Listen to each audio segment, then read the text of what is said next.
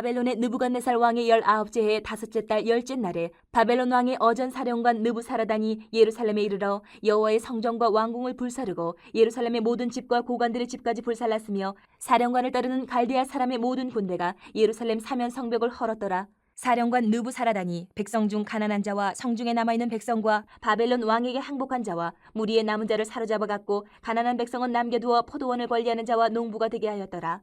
갈대아 사람은 또 여호와의 성전의 두 놋기둥과 받침들과 여호와의 성전의 놋대야를 깨뜨려 그 놋을 바벨론으로 가져갔고 가마들과 부삽들과 부집게들과 주발들과 숟가락들과 섬길 때 쓰는 모든 놋그릇을 다 가져갔고 사령관은 잔들과 화로들과 주발들과 솥들과 촛대들과 숟가락들과 바리들 곧 금으로 만든 물건의 금과 은으로 만든 물건의 은을 가져갔더라. 솔로몬 왕이 여호와의 성전을 위하여 만든 두 기둥과 한 바다와 그 받침 아래에 있는 12놋소 곧 이 모든 기구의 놋 무게는 헤아릴 수 없었더라. 그 기둥은 한 기둥의 높이가 18규빗이요 그 둘레는 12규빗이며 그 속이 비었고 그 두께는 4손가락 두께이며 기둥 위에 논머리가 있어 그 높이가 5규빗이요 머리 사면으로 돌아가며 꾸민 망사와 석류가 다 노시며 또 다른 기둥에도 이런 모든 것과 석류가 있었더라. 그 사면에 있는 석류는 96개요 그 기둥에 둘린 그물 위에 있는 석류는 도합이 100개이었더라. 사령관이 대제사장 스라야와 부제사장 스바냐와 성전 문지기 3사람을 사로잡고 또 성 안에서 사람을 사로잡았으니 곧 군사를 거느린 지휘관 1사람과 또 성중에서 만난 왕의 내시 7명과 군인을 감독하는 군지휘관의 서기관 하나와 성 안에서 만난 평민 60명이라. 사령관 느부사라단은 그들을 사로잡아 림나에 있는 바벨론 왕에게 나아가매 바벨론의 왕이 하마 땅 림나에서 다 쳐 죽였더라. 이와 같이 유다가 사로잡혀 본국에서 떠났더라. 느부갓네살이 사로잡아간 백성은 이러하니라. 제7년에 유다인이 3023명이요 느부갓네살의 18째 해에 예루살렘에서 사로잡아간 자가 832명이요 느부갓네살의 제23년에 사령관 느부사라단이 사로잡아간 유다 사람이 745명이니 그 총수가 4600명이더라. 유다 왕 여호야긴이 사로잡혀간 지 37년 곧 바벨론의 에윌무로닥 왕의 즉위 원년 12째 달 25째 날 그가 유다의 여호야긴 왕의 머리를 들어주었고 감옥에서 풀어주었더라. 그에게 친절하게 말하고 그의 자리를 그와 함께 바벨론의 있는 왕들의 자리보다 높이고 그 죄수의 의복을 갈아입혔고 그의 평생 동안 항상 왕의 앞에서 먹게 하였으며 그가 날마다 쓸 것을 바벨론의 왕에게서 받는 정량이 있었고 죽는 날까지 곧 종신토록 받았더라. 우리가 너무나 잘 아는 솔로몬 성전, 이 솔로몬 성전은 사실 이런 의미도 있습니다. 이스라엘이 가나안 땅에 들어와서 가나안 정복을 완전히 완성했다라고 선언하는 상징물이 어떻게 보면 솔로몬의 성전이에요. 그 전까지는 여러 가지 전쟁이 계속 이어졌어요. 그런데 오늘 드디어 그 가나안 정복의 상징이라고 할 수 있는 솔로몬 성전이 바벨론 군대에 의해서 완전히 파괴가 됐습니다. 드디어 바벨론이 이스라엘을 완전히 무너뜨리고 정복하기 시작했어요. 이스라엘이 그 땅에서 쫓겨나고 말았습니다. 그 가나안 땅에서. 그런데 오늘 이 예레미야서의 마지막 이 본문을 보면 예레미야 선지자는 이 솔로몬 성전이 무너지고 예루살렘 성벽이 허물어지는 이 기록을 하면서 백성들이 잡혀가는 이 기록을 남기면서 소망을 버리지 않고 있는 모습을 봐요.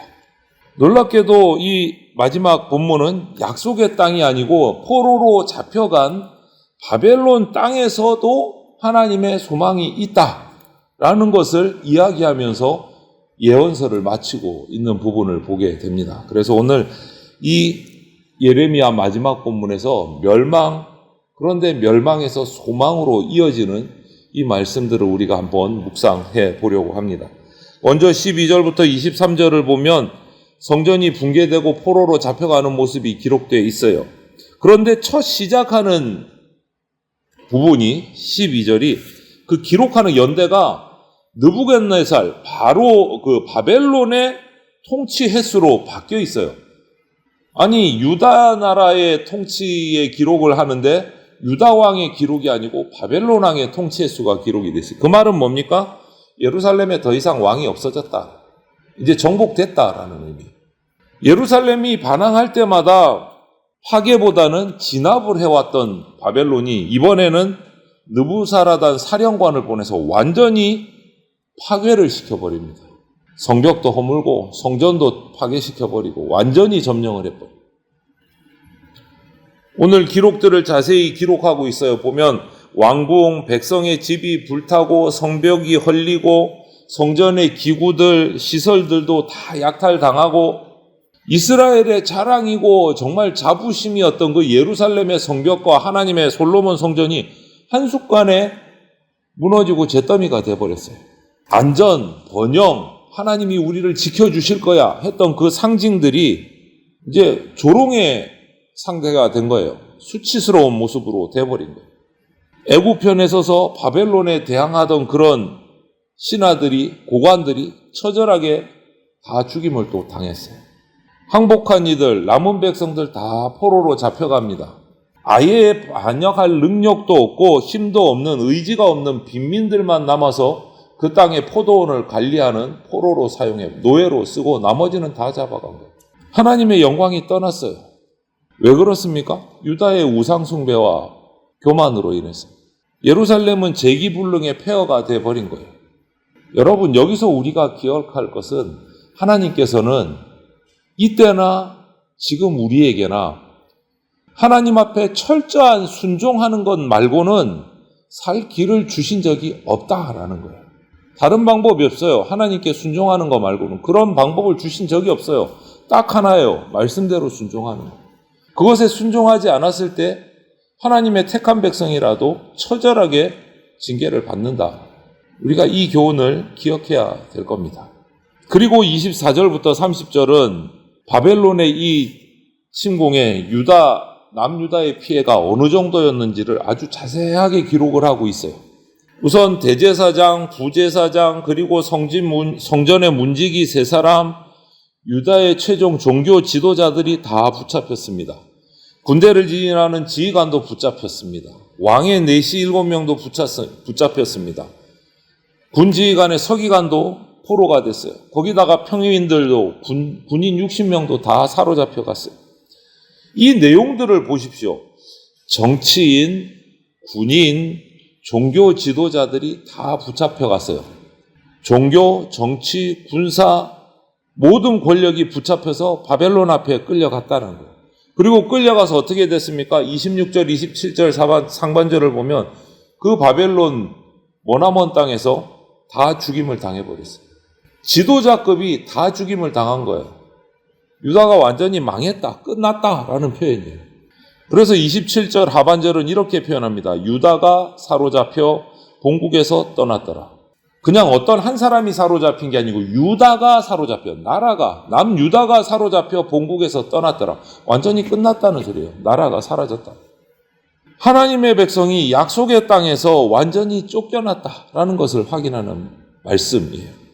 마치 과거에 가나안 족속들이 이 땅에서 쫓겨났듯이 이제 이스라엘이 그 하나님께 받은 가나안 땅에서 완전히 다 쫓겨난 거예요.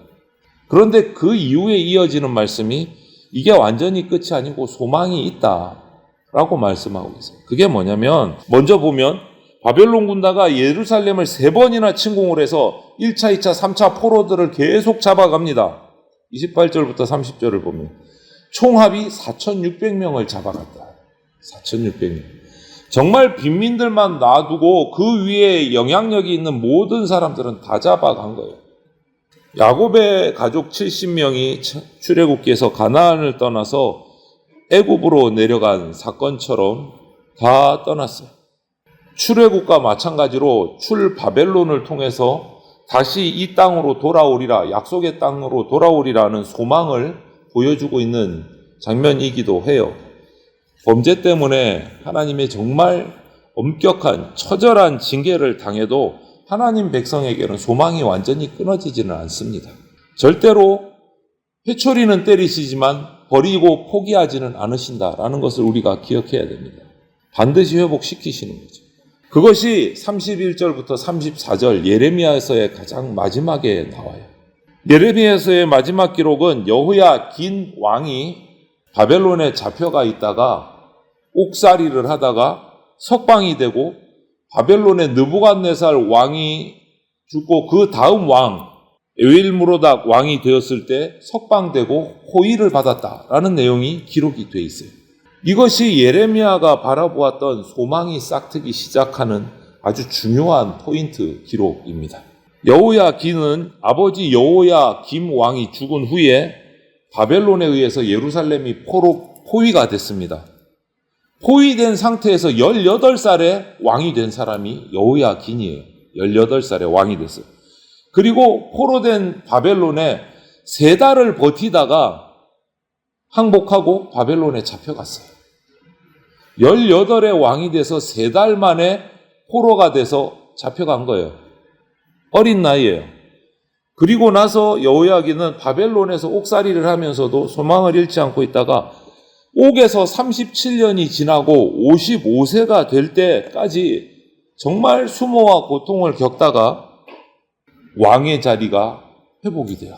진정하게 완전히 회복된 것은 아니지만 그가 3개월 동안 또 하나님 앞에 기록을 보면 온전한 모습으로 보내지는 않았어요. 아버지처럼 하나님 앞에 참으로 잘못된 삶을 살았는데 그래서 바벨론 땅에 끌려와서 55년을 수모를 당하고 죗값을 치렀고 하나님께서는 그 이후에 여호야긴을 포로 상태에서 벗어나서 바벨론에 끌려온 다른 나라의 왕들보다 높은 자리에 오르게 하셨고 죄수의 의복을 벗고 바벨론 왕 앞에서 식사를 받고 함께 먹는 그러한 회복을 맞이를 했어요.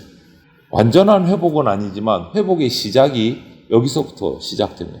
창세기에서 요셉이 노예로 끌려갔지만 결국 애굽의 총리가 된 것을 우리가 또 떠올릴 수도 있어요. 하나님이 유다를 구원하실 새로운 계획을 시작하신 거예요. 하나님 백성에게는 이처럼 절망이란 있을 수 없습니다. 어떤 어려운 가운데서도 회복을 시키시는 하나님을 믿고 기다려야 돼요. 우리가 기다려야 될 회복의 시작은 하나님입니다. 하나님. 내 힘으로 뭔가 해서가 아니에요. 그리고 나서 여호야긴이 풀려난 21년 후에 바벨론이 성경의 기록은 바사, 페르시아에게 멸망을 합니다. 그리고 유다는 페르시아, 바사에게 고레스 왕 때 풀려나서 예루살렘으로 돌아오게 돼요. 회복의 역사가 여기서부터 시작이 됩니다. 이처럼 하나님은 아무런 소망을 찾지 못할 때 우리에게 소망을 주시는 분이십니다. 그리고 그 약속을 꼭 지키십니다. 여러분 예레미야서 초반에 우리가 묵상할 때 예레미야가 사람들에게 뭐라고 외쳤습니까? 왕들에게 우리는 바벨론에게 포로되어 항복해서 가야 된다. 그리고 중반에 어떻게 됩니까? 그것이 우리 살 길이고 70년이 지난 후에 우리는 하나님이 다시 돌아오게 해 주실 것이다. 그 예언을 했어요. 그런데 아무도 안 믿고 항복을 하지 않고 있다가 이렇게 완전히 멸망을 한 거예요. 성전도 불타 없어지고 성벽도 무너지고 억지로 바벨론으로 잡혀갔어요. 말씀을 거역하다가. 하지만 하나님은 그대로 지키십니다. 그래서 바벨론이 바사에 멸망하고 바사에 그때 70년 후에 다시 돌아오게 돼요. 하나님의 말씀이 그대로 이루어지고 회복이 돼요. 여러분 우리가 아무리 어려운 상황에 처한다 하더라도 우리가 살아날 길은 주님께로 돌아가서 내 마음을 찢고 회개하는 겁니다. 그때 회복의 역사를 베풀어 주십니다. 오늘 하루도 우리가 주일로부터 시작하는데 또 한 주간을 예배로 시작합니다. 주님께서 우리에게 주신 이 회복의 약속을 믿고 회개의 자리로 나가는 그러한 저와 여러분들이 다 되시기를 주님의 이름으로 축복을 드립니다. 아멘.